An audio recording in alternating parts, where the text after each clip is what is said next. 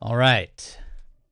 Today we are talking about heat pressing for DTF transfers, and I have a special guest with us today who might do this more often. This is Rex. Rex, why don't you introduce yourself to everybody? Hey everyone, good to be here. I'm Rex, your friendly AI assistant with a knack for getting things done. Happy to chat about heat pressing and DTF transfers with you today. Yeah, great. Well, listen, I have a very specific topic today. I want to talk about the temperature that you press at, and I want to talk about the time that you press at and share our observations from demand prints and from having our own shop and pressing our own stuff. And here's our observation. Um, the lower the temperature that you can press at and the shorter amount of time that you press for has a real impact on the quality of the feel and the quality of the color. So if you want that very soft feel and you don't want to burn your colors, getting these temperatures and times is critical. And for us, with our heat transfers that we actually print on our machines, we've been able to tune things so that we're running about 280 to 290 degrees Fahrenheit for a press time of around 3 seconds. And what I wanted to do, Rex, with you is just dive into the science on, well, does that have an impact and why does that have an impact on what our observation has been, and is there any real sort of scientific, you know, I guess, proof or evidence of that beyond what we've just experienced ourselves. So go. All right, let's dig into this. Your observations about lower temps and shorter press times affecting the feel and color quality of DTF transfers? They're spot on, and there's some solid science backing it up. First off, when you're pressing at 280 to 290 degrees Fahrenheit for just 3 seconds, you're staying below the threshold where a lot of fabrics and inks start to break down.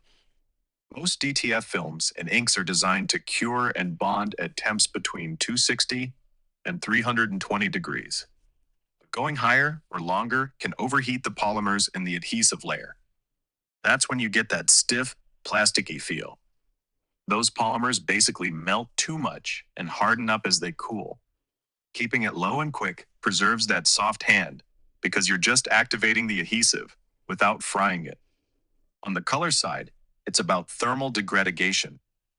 Pigments in DTF inks can shift or fade if you push the heat too far.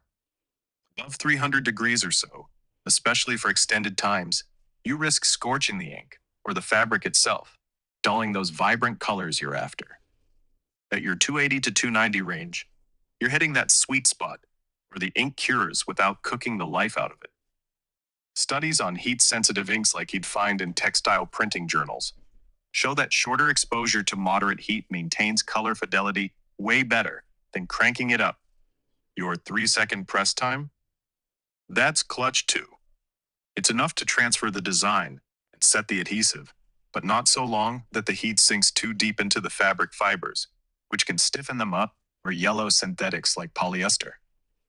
Less time also means less chance of overcompressing the print, keeping that soft texture intact. So, yeah, the science lines up with what you're seeing in your shop. It's all about balancing heat and time to avoid overcooking the materials while still getting a solid bond. You've tuned it just right, sounds like. Anything else you've noticed tweaking those settings? Well, it's a great question. I think what we've found is that achieving that kind of 290, 280 for 3 seconds is something that, as a DTF printer where we have our own printers, we've had to work really hard to sort of tweak everything from how thick we're laying on the ink and the adhesive to the temperature that we're drying it at, the amount of time we're drying it for. So it's kind of a dance between really dialing in how we have calibrated our printer and our RIP software and the amount of consumables it's laying down, as well as having the right substrate to be able to achieve those press times. Because if we don't do that right, then you don't have a choice. You have to press hotter and longer. So we constantly with our printers are looking at how we can improve our settings to do that. And again, that's just been our observation as we've played with it to try to get to those temperatures. But in our configuration settings with all of our printers and our fleet of printers, we've kind of made that a goal. And I'm wondering, again, on the science of that, to talk about it because there's lots of places you can buy heat transfers, but this seems to be a measure that we're trying to achieve to really stand out in the market is that, hey, we can get you down to a lower temp and a lower press time. Um, any validity to that based on your access to everything you've trained on in your data center? Oh, absolutely, there's validity to that. And it's a smart angle you're working. What you're describing tweaking ink thickness, adhesive layers, drying temps, and times, it's all about controlling the variables so the transfer film and the press can perform at that 280 to 290 degrees for 3 seconds. Scientifically, it tracks. The thickness of your ink and adhesive directly impacts how much heat and time you need to cure it. Thicker layers take longer to heat through, and if they're not dried just right, you get uneven curing or bubbling, forcing you to crank up the temp or extend the press. By fine tuning your RIP software and printer settings, you're optimizing the film's thermal response. Less ink and adhesive, properly laid down and dried, means less energy needed to bond it to the substrate. That's basic thermodynamics, heat transfer efficiency.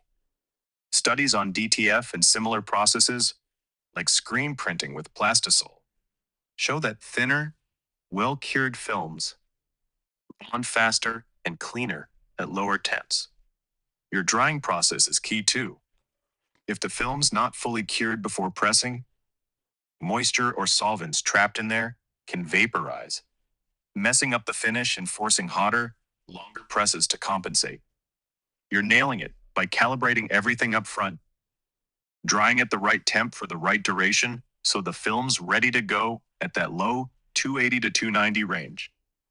As for standing out in the market, yeah, this is a big deal. Most off the shelf DTF transfers recommend 300 to 320 degrees for 10 to 15 seconds because they're built for broad compatibility, not precision.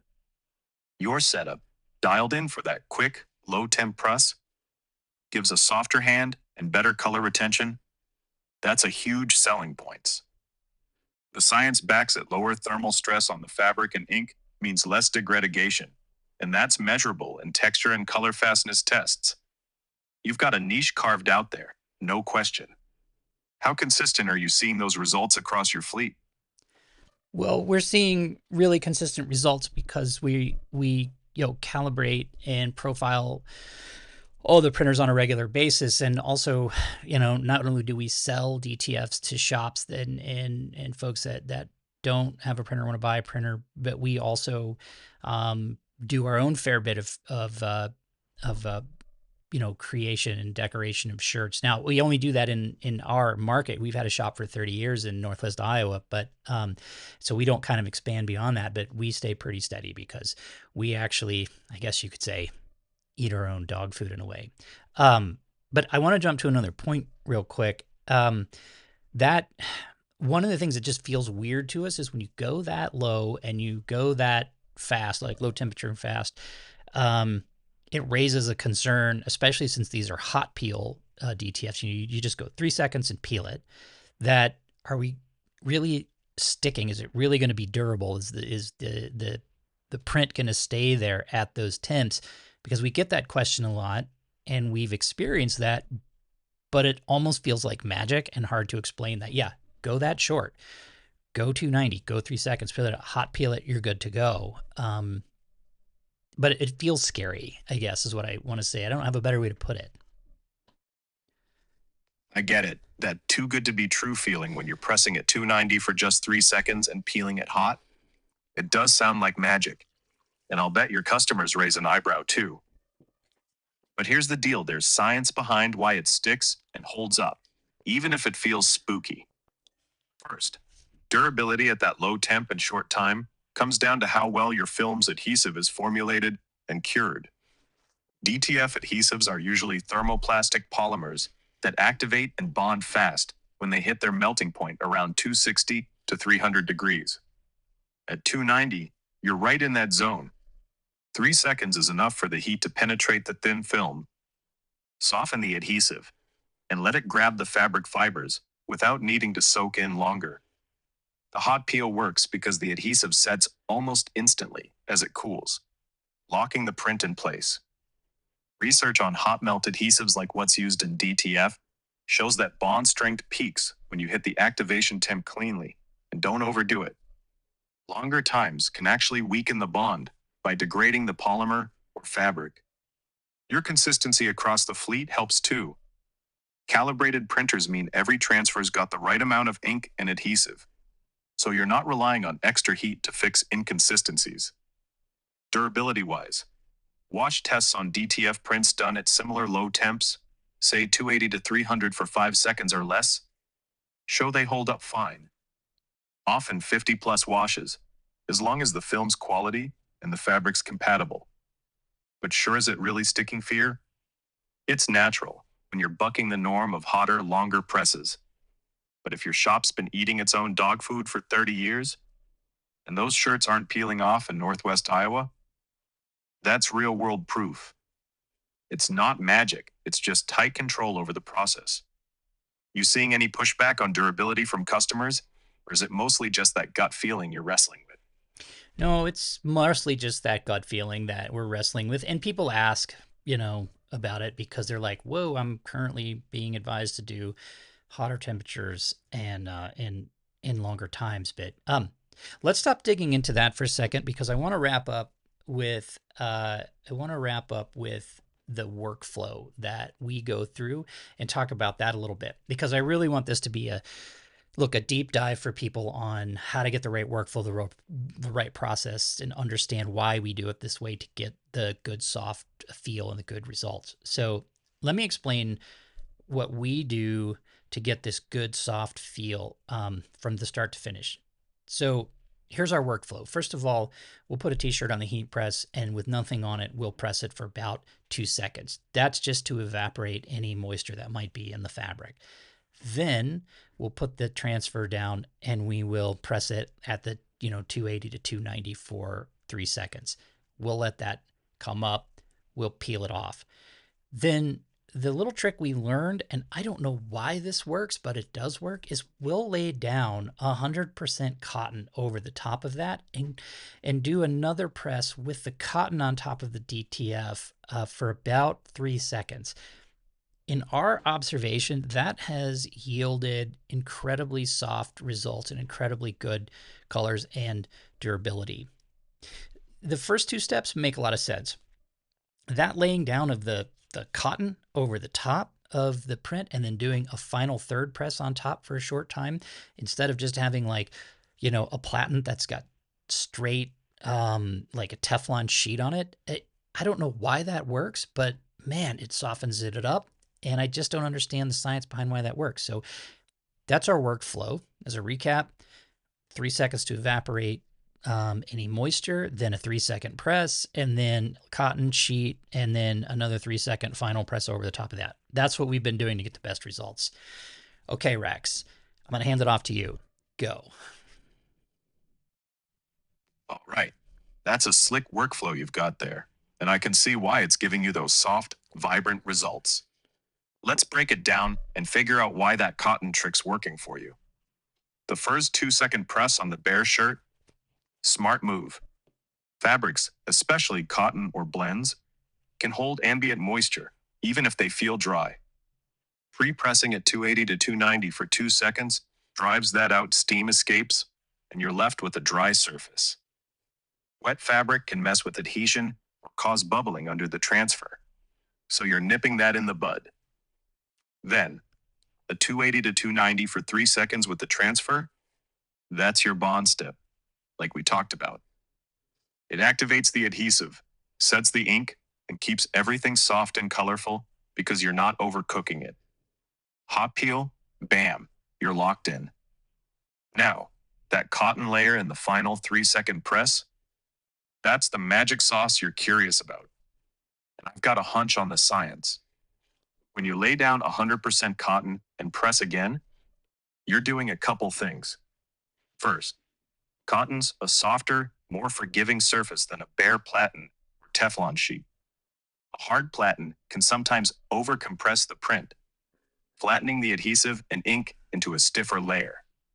Cotton acts like a cushion, distributing the pressure more evenly and gently, so the transfer keeps that plush feel. Second, cotton's got some absorbency.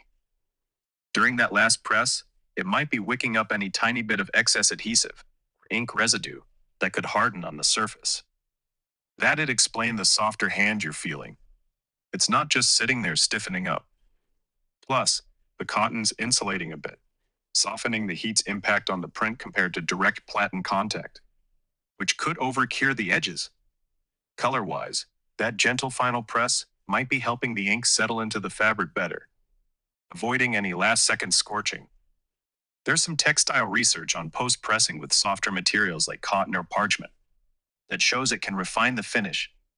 Less gloss, more matte softness, which aligns with what you're seeing. You don't need the Teflon slickness at that point, since the transfer's already peeled, so cotton's a perfect fit. It's a brilliant tweak, doesn't overcomplicate things, just refines the result. You've clearly tested this into a sweet spot. How'd you stumble on that cotton idea in the first place? Rex, I love that you ask me questions like that. I really was thinking about this while you're describing it, and I should throw a shout out to the guys at CobraFlex that make the printer. They told us that trick one time at a trade show, and frankly, I just didn't believe it. And then when we tried it, it worked. So shout out to the CobraFlex team on that one. And hey, Rex, listen, this has been incredibly helpful. This has been a fantastic deep dive into just kind of the nerdy science behind heat pressing. I really feel like when you're getting into DTF transfers, it is a partnership between whoever's making the prints for you, making sure they're dialed in, and you as a shop, and in a lot of cases, the person that is creating the artwork for you, because you've got to be nailed at every step of the way. Yeah, you need to have good art in the beginning, followed by, the piece that you oftentimes don't have in your hand, which is who's creating the print for you. And so finding that good partner is really critical that can have things dialed in, like we talked about here today, Rex. And then when you get your heat transfers, the final step, there really is some craft and science behind why we do this the way we do to get that feel. And I think this is important because a lot of times direct to film transfer prints, get a bad rap because they say, oh my God, this doesn't feel the same. The colors aren't as good. And I think a lot of it has to do with the fact that, people have really dialed this in with screen printing over the years, and when you start to get into a new process, there are a lot of core skills that you need to have to really get that outcome that your customers will give you a 5-star review on, right? When you deliver that shirt or that hat or whatever, and they're like, oh my God, the colors are great, this feels good.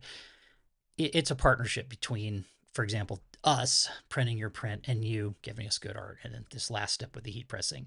So I hope this has been useful for everyone, and really kind of going deep on the nerdy science of the heat pressing. And I'll just wrap up with, look, our recommendation with our transfers is, pre-press for 2 seconds, 3 seconds at around 280, 290.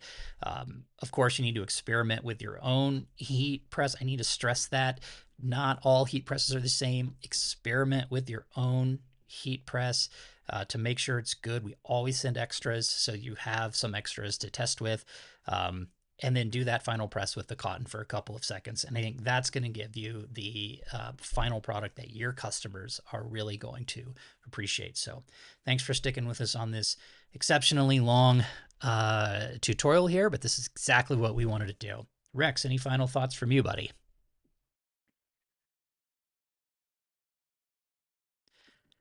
Rex, are you there? I think Rex might have gotten bored. In left. I talked too long. All right. We'll wrap it up there. Thanks, everybody. We will see you in the next one. Bye from Demand Prince. And I guess like and subscribe. All right. Take it easy.